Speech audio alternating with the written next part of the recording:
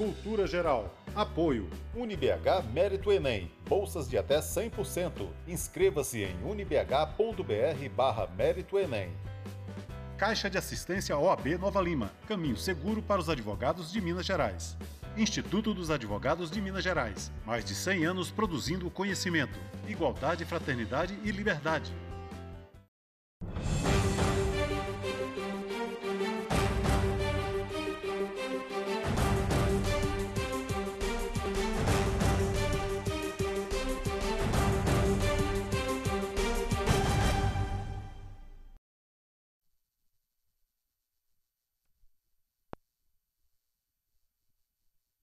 No Cultura Geral, e é sempre um prazer fazer o Cultura Geral aqui.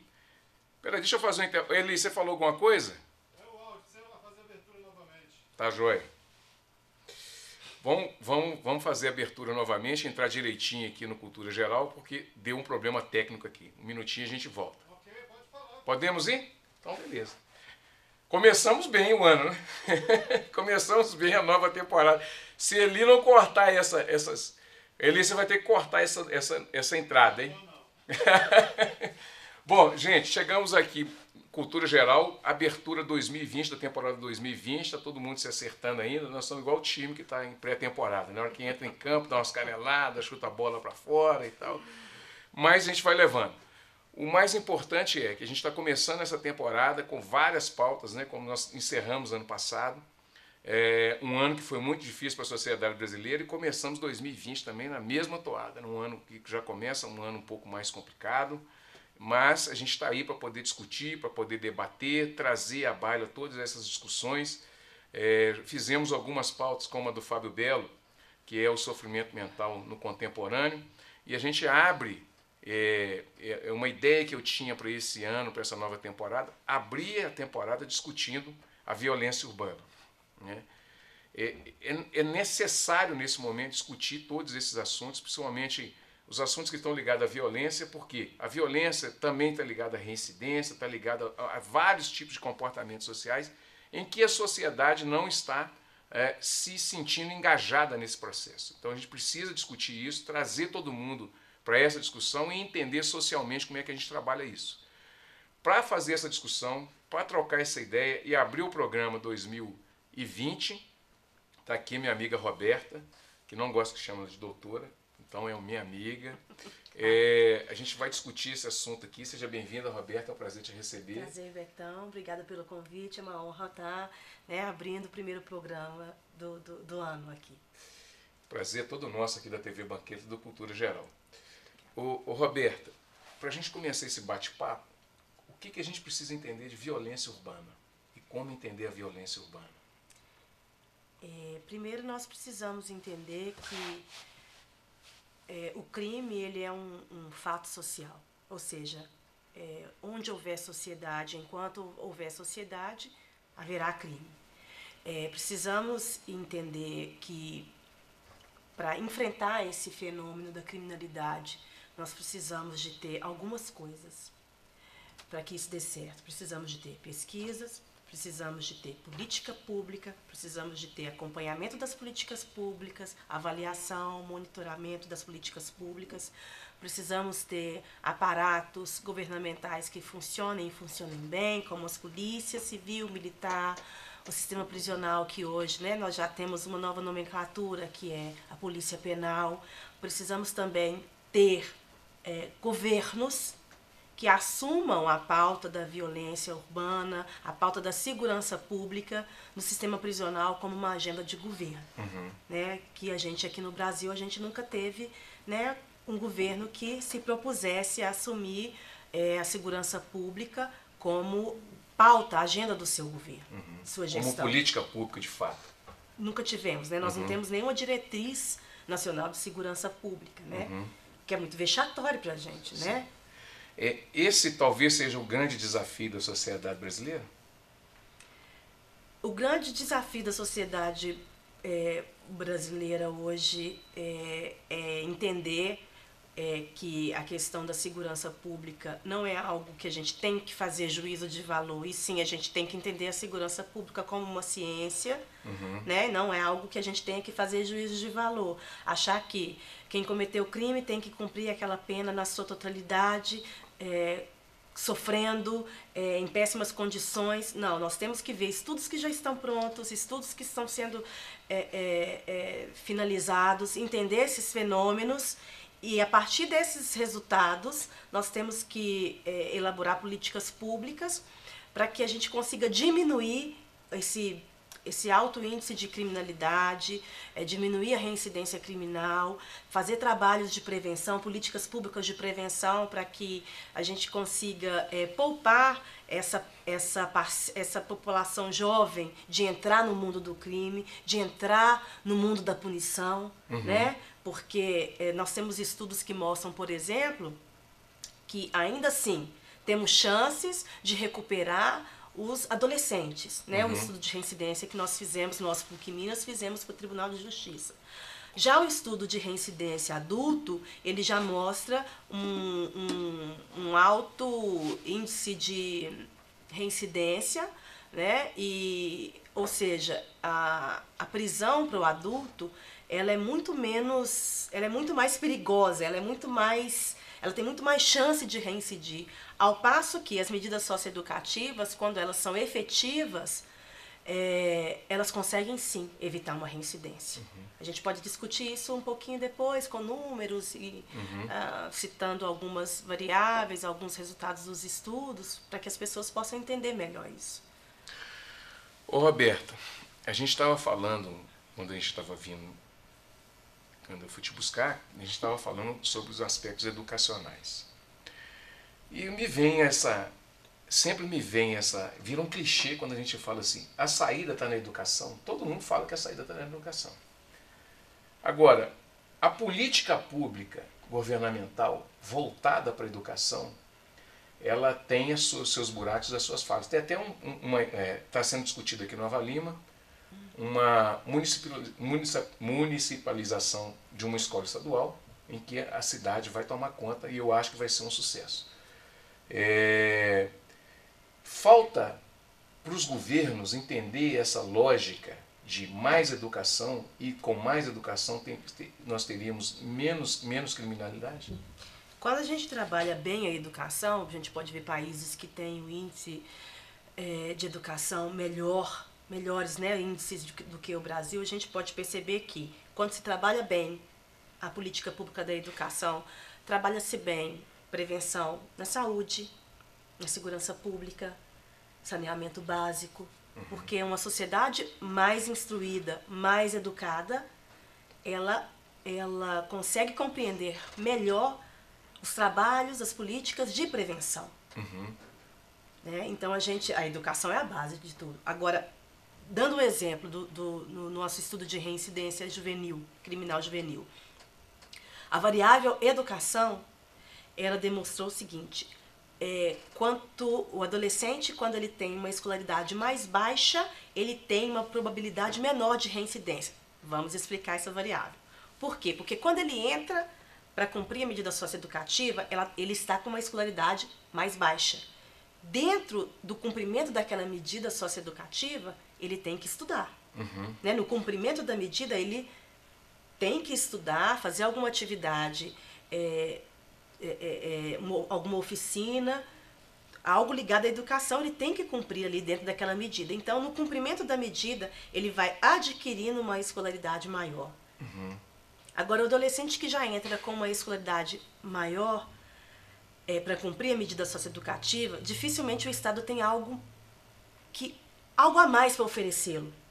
Então, aí, essa variável da educação demonstra a importância de manter aquele adolescente dentro da escola, dentro de alguma atividade educativa. Percebe-se também que, no cumprimento da medida socioeducativa, há muito menos evasão escolar. Então, muitos adolescentes que cumprem medida socioeducativa, é ali que eles estão estudando de maneira contínua, diferente de quando eles estão na rua, livres. Né? Então, a medida socioeducativa, ela já é uma punição. Porém, até os 18 anos, nós, sociedade, entendemos que aquele adolescente ainda tem uma chance de se recuperar antes de ir para o sistema adulto punitivo. Né? Então, a educação é importantíssimo. Demonstra também que nós não precisamos reduzir a maioridade penal. O que nós precisamos é fazer com que essa medida socioeducativa ela seja efetiva. A gente está vivendo um momento em que a sociedade está procurando mais vingança do que justiça? Você pensa dessa forma? Estamos. Estamos.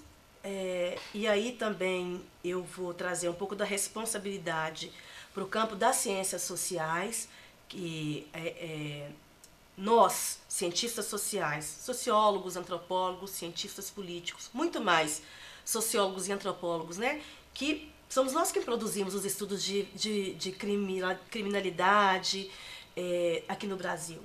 Então, nós muitas vezes não vamos até a sociedade explicar, divulgar esses nossos estudos, para que a sociedade também possa dialogar com a gente, perguntar, saber qual que é o papel do sociólogo, do antropólogo, do cientista político dentro de uma sociedade, o que ele faz, quais os tipos de estudo. Muitas pessoas perguntam, mas o que o sociólogo faz? O que o antropólogo faz? Né? Então, nos cabe, né, enquanto academia, fazer essa interlocução, esse diálogo com a sociedade, de levar o que nós produzimos enquanto academia. Porque se a academia produz e fica para ela, de nada vale. Né? Os estudos têm que se tornar uma base, uma orientação, uma política pública, porque senão de nada ele serve. Então, vamos também colocar um pouco dessa culpa nas nossas costas, porque nós temos que demonstrar, por exemplo, divulgar esse estudo da reincidência juvenil e mostrar que nós não temos que diminuir a maioridade penal. Não temos que... A medida socioeducativa ela já é um ato de punição.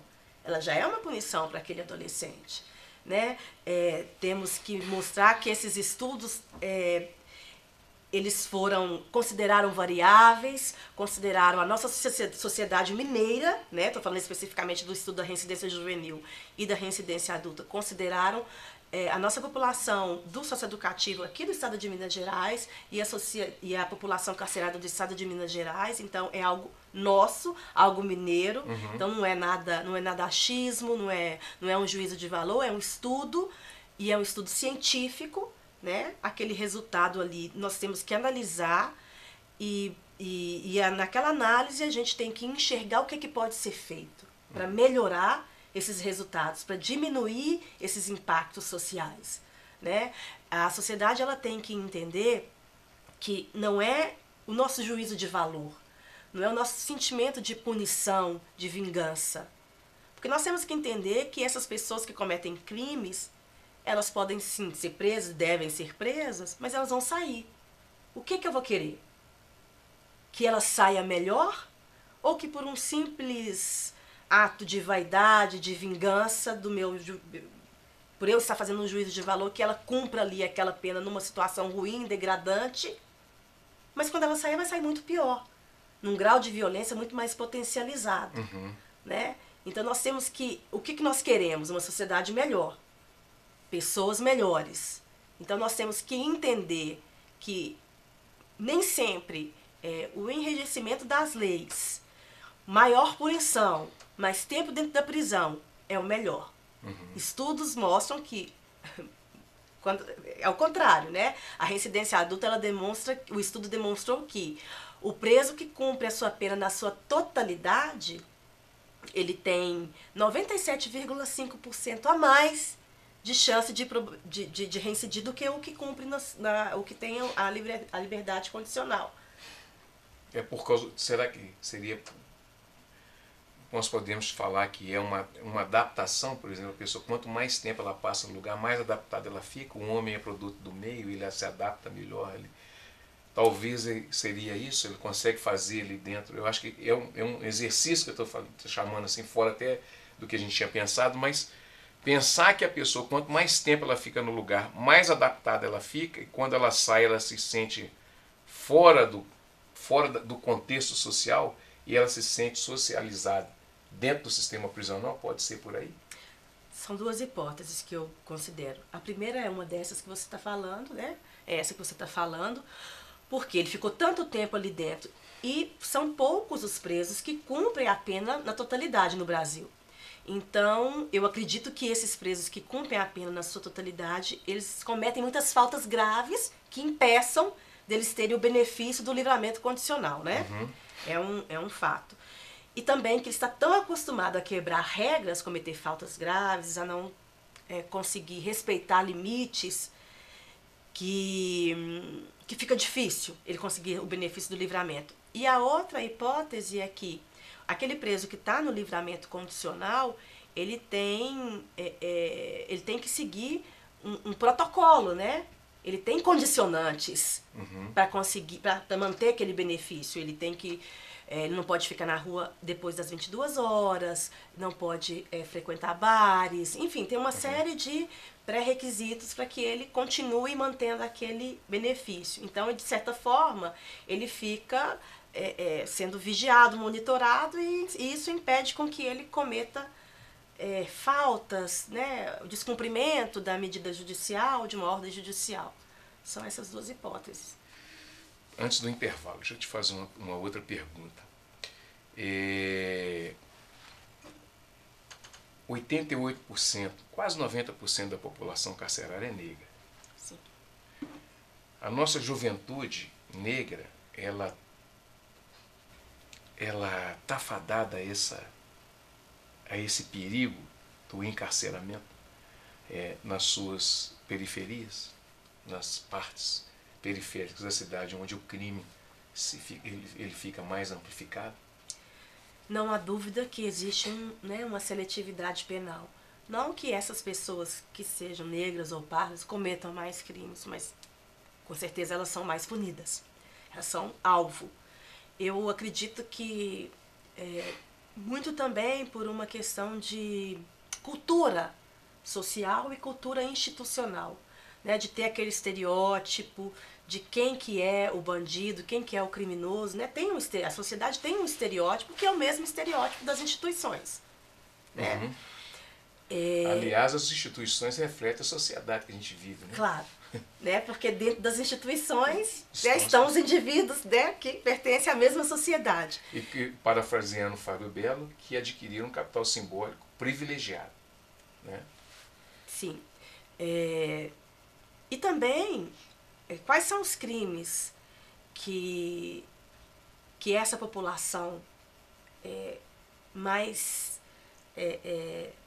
essa população carcerária que você está se referindo, né, de negro, pardo, baixa escolaridade, moradores de periferia, são crimes contra o patrimônio e crime de tráfico, né? Porque um outro perfil, o crime do colarinho branco, ele tem um outro perfil, né, que são pessoas brancas, de alta escolaridade, que vivem num meio mais seleto, que têm mais status, poder social. E são crimes também que eram pouco investigados, né? Agora, de um certo tempo para cá, que está tendo mais alvo, mas também por uma mudança também, né? Uma mudança, vamos dizer assim... Do aparato estatal? Talvez, de uma certa maneira, a gente pode perceber, houve uma escolha para investir na investigação, na punição desses crimes agora de colarinho branco, né? Então é um outro perfil. São perfis diferentes. Sim. Então a gente está ligado, por exemplo, à cor da pele, o lugar que a pessoa vive e os tipos de crime. Tem que fazer toda essa análise para você entender onde é que está os 88% da população carcerária. Os 88% da população carcerária, a gente percebe que há uma seletividade penal. Há uma seletividade penal em punir esse tipo de indivíduo.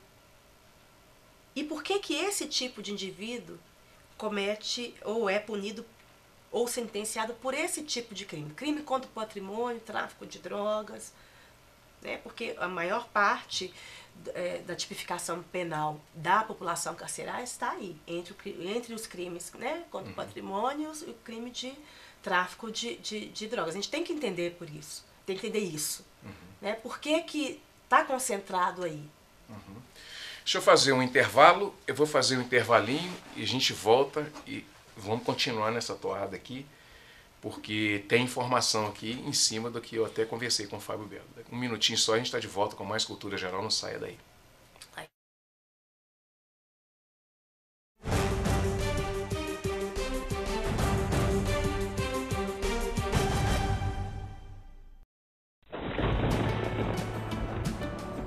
A Defesa Civil e a Secretaria Municipal de Obras trabalham para prevenir transtornos no período de chuvas, com ações importantes como monitoramento da barragem, vistorias de áreas de risco e limpezas de bocas de lobo. E nesse período chuvoso, a população deve evitar ficar debaixo de árvores e encostas.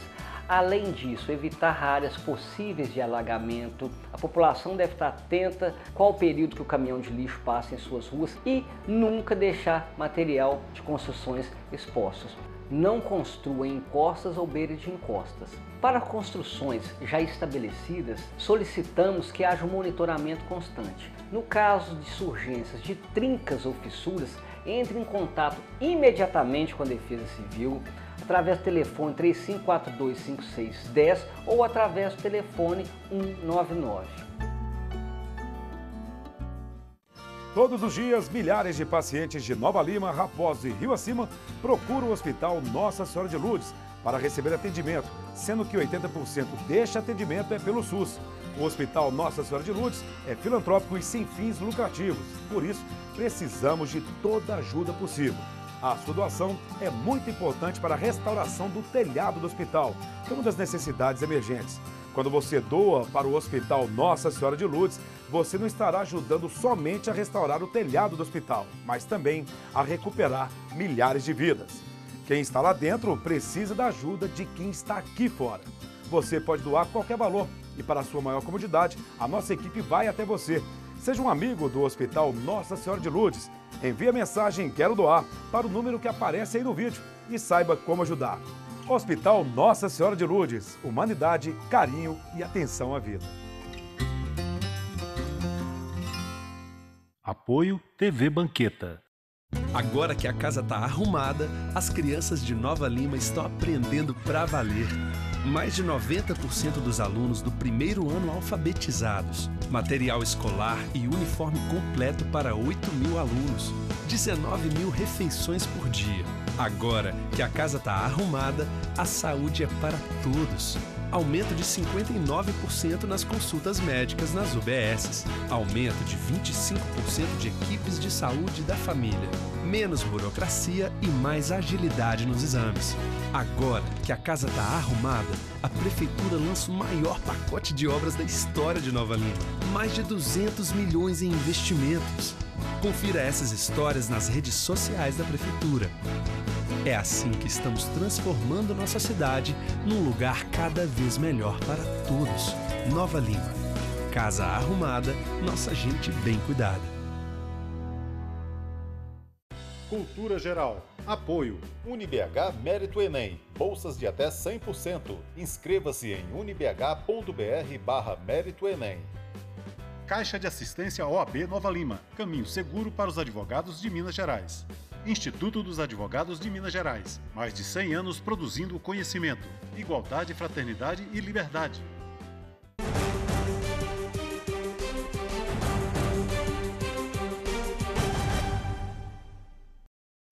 Bom, de volta com a Cultura Geral. Roberta, vamos fazer um outro recorte aqui. Primeiro tem os dados da pesquisa. Sim. Né? Eu acho que é importante a gente tratar desse assunto com os números também. Né? E daí a gente vai discutindo outros assuntos.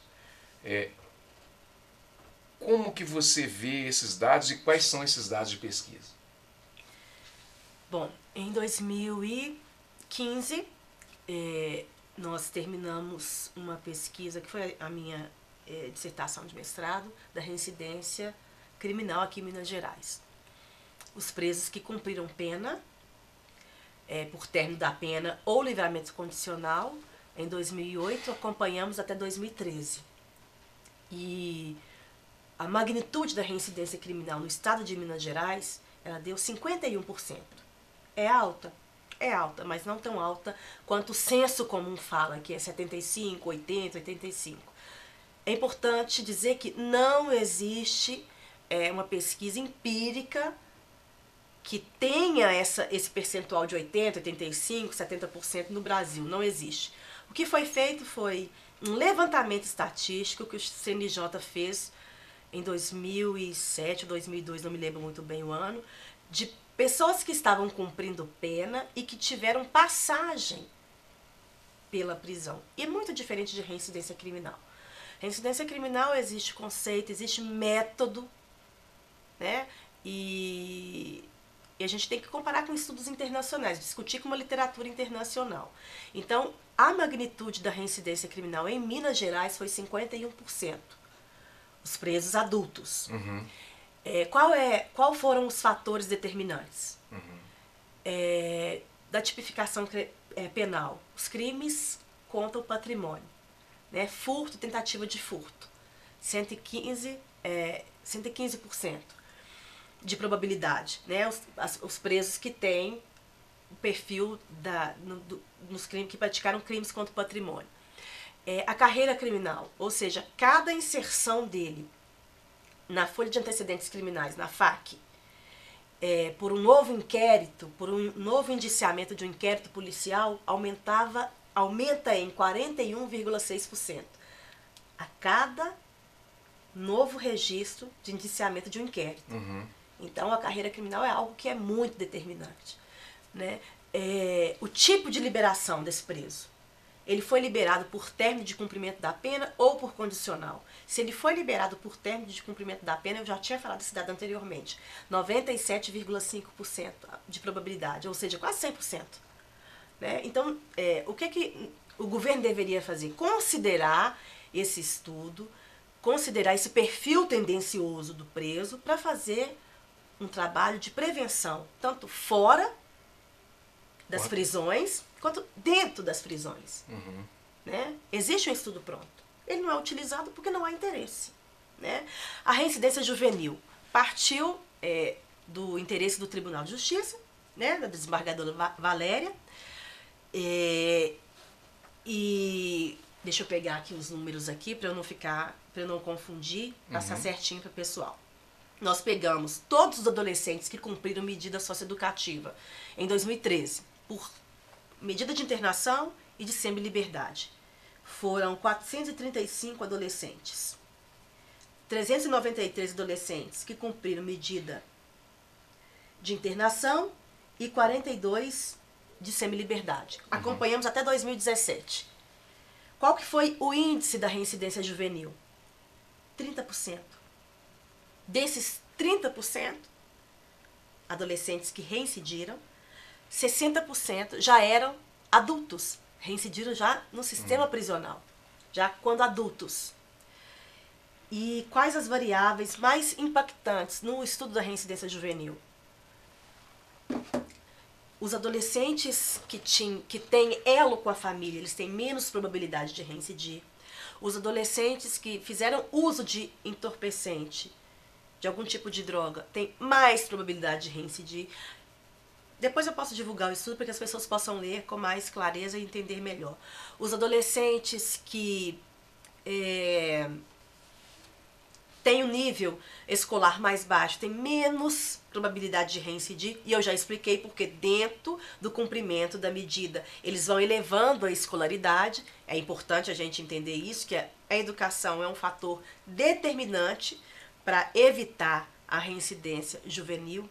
Então, a gente considerando todas essas variáveis que nós estudamos, analisamos na reincidência juvenil, a gente entende que não é preciso reduzir a maior idade penal.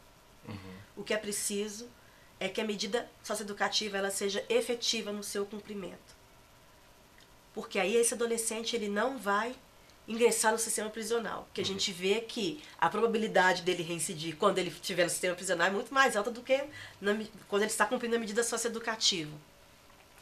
temos que entender que, dentro da sociologia da punição, nós, enquanto sociedade brasileira, temos a ideia, nós elegemos a prisão como a principal instituição de controle social.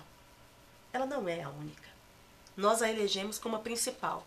Mas nós temos que entender que quando o Estado ele prende muito, e aí vamos falar de prisão provisória, que para mim é considerado já um regime, né? Eu considero que nós temos o regime de prisão provisória, o regime fechado, semiaberto, aberto. O Estado ele vai na contramão das próprias políticas públicas. Por quê? Tem estudos que demonstram isso, que grande parte dos presos provisórios são sentenciados com penas alternativas de aprisionamento, que quando são sentenciados com pena privativa de liberdade, são poucos os presos que são sentenciados com pena privativa de liberdade, dos presos provisórios. Ou seja, grande parte deles, a maioria deles, não é sentenciado com pena privativa de liberdade, ou seja, há um gasto enorme do Estado com esses presos. Estão segurando vagas de presos que deveriam estar cumprindo preso de fato dentro da prisão por crimes violentos. Há uma estigmatização desses presos provisórios que eu já falei que não vão cumprir pena privativa de liberdade, não vão ser sentenciados por isso. Então, quando o Estado faz isso, ele vai na contramão das próprias políticas públicas. Outra coisa que nós temos que entender enquanto sociedade, enquanto Estado, não temos que tratar a população carcerária como uma população na sua totalidade. Temos que tratar de maneira fragmentada. O regime fechado ele tem uma demanda, o regime semiaberto uma demanda, um regime aberto uma outra demanda. Trabalhar de forma fragmentada, já que a gente não consegue trabalhar a pena de forma individualizada como ela deveria ser, né? E entender também que nós temos que modificar o aparato prisional, porque a prisão, a finalidade dela é punir, mas o discurso de ressocializar é recente, mas ela nunca foi modificada, nem arquitetonicamente, estruturalmente, não, ela nunca foi modificada, ela continua sendo um aparato estritamente para punir, e nós cobramos dessa instituição, dessa organização do sistema prisional, ressocialização. Como nós vamos conseguir ressocializar se ainda estamos numa estrutura que é feita só para punir? É preciso alterar essa estrutura, modificar essa estrutura. Há um discurso de ressocializar, mas a estrutura não foi alterada. A estrutura ainda é só para punir, né? A gente precisa discutir isso, cobrar isso. Roberta, para a gente ir para o final do programa, as conversas que eu tive com o Fábio Belo e a última que eu tive, nós falamos muito do capital simbólico, a gente sabe muito bem o que é, mas para o público que não sabe, é a capacidade ou a condição que a pessoa tem de adquirir conhecimento e transformar o capital simbólico em capital material mesmo, capital, né, qualidade de vida, dinheiro e tal. Nós temos no Brasil 100 milhões de pessoas que vivem com R$400 por mês. Esse é um motor que gira essa engrenagem punitiva, que gira essa engrenagem do crime, que sustenta toda essa estrutura da criminalidade, que faz a nossa sociedade perder esperança em dias melhores e por si só enxergar o outro como inimigo e não como um cidadão que precisa de uma resposta do Estado eficiente para que ele possa melhorar o seu capital simbólico. É por aí? Então, quando você fala de capital simbólico, né, e certamente o Fábio, que eu, por sinal, gosto muito do professor Fábio, ele está usando isso muito dentro da psicologia, né? E aí eu vou trazer um pouco para a sociologia, quando Bourdieu fala do capital social e do capital cultural, né? Do capital social, quando Bourdieu está falando, é de fato o dinheiro, né, o poder econômico e do capital cultural, que é isso, a cultura, a bagagem que a gente adquire, o conhecimento, né, e um não depende do outro, mas está ligado ao outro, né? Quem tem mais capital social, certamente pode adquirir mais capital cultural. Quem tem mais dinheiro, mais poder econômico, pode frequentar uma escola melhor, tem mais acesso à cultura, não é? Não quer dizer que o que não tem o capital social, a condição econômica melhor, tranquila, não tenha o capital cultural, mas é um pouco mais difícil. Né? É mais sofrido. Muito mais sofrido. Né? Então, quando a gente... Vamos pegar esses dois conceitos, esses três conceitos. Na verdade, o capital cultural e o capital social de Bourdieu é o capital social, né? Fala, do que o Fábio Belo se referiu. Dentro da prisão. Onde que ele está? Aonde que ele está ali? Quem tem ali? Dos nossos presos negros, pardos, de baixa escolaridade, moradores de periferia, desse pessoal que você falou que vive com R$400. Menos de 50% do salário mínimo. Menos de 50% do salário mínimo. Como que nós vamos exigir um capital cultural dessa pessoa que não tem a mínima condição de ir para a escola, porque R$400 para ela viver durante um mês. Isso a gente nem está sabendo se essa pessoa tem filho, se não tem, se ela está sozinha, se ela... Não é? Não podemos exigir nada dessa pessoa. Tampouco podemos exigir que ela doe mais, que ela contribua mais para a sociedade, que ela tenha meritocracia. Né? E como que a gente pode não pensar numa questão de cota para uma parcela dessa que vive com menos de 50% de um salário mínimo? Que chance que ele tem? Esse indivíduo tem? E uma coisa é acessar, outra coisa é continuar. Porque como que ele vai continuar, ainda que ele acesse com R$400? Transporte e alimentação, material. Nós estamos falando, como diz no podcast, um pedaço de carne por dia. Quais tipos de proteína tem nesse? Que tipo de alimentação essa pessoa vai ter? A coisa é muito mais séria do que a gente pensa. Né? Nós socialmente elegemos o inimigo. E é possível que uma sociedade, quando a gente está considerando essa parcela, né, que esse perfil que ganha R$400, menos de 50% de um salário mínimo, como não falar de políticas de transferência de renda, como não falar de políticas de cota, e mesmo assim é insuficiente, considerando essas pessoas que recebem R$400. 50% da população do Brasil. E é algo, a gente pensa que é algo distante, né? Está na nossa porta. É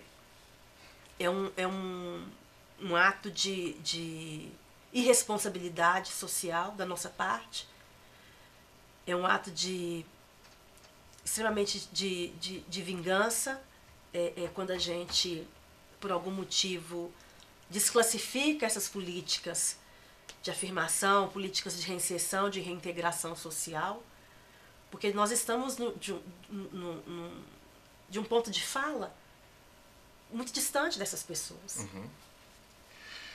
Bom, gente, chegamos ao final do programa Cultura Geral. Roberto, foi um prazer, vai ter que voltar mais vezes, porque a conversa não se esgota, né? Claro. Chegamos ao final do Cultura Geral, muito obrigado, amanhã tem mais programa. É um prazer, né, mais uma vez, estar de volta com Cultura Geral para essa temporada 2020. Espero todos vocês e eu acho que o programa está cumprindo o papel que se propõe. Um grande abraço e até amanhã, se Deus quiser, com mais Cultura Geral.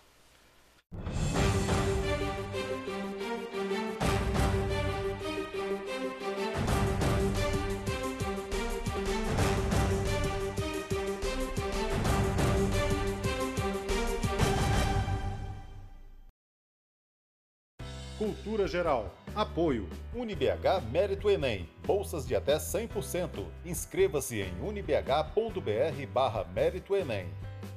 Caixa de Assistência OAB Nova Lima. Caminho seguro para os advogados de Minas Gerais. Instituto dos Advogados de Minas Gerais. Mais de 100 anos produzindo conhecimento, igualdade, fraternidade e liberdade.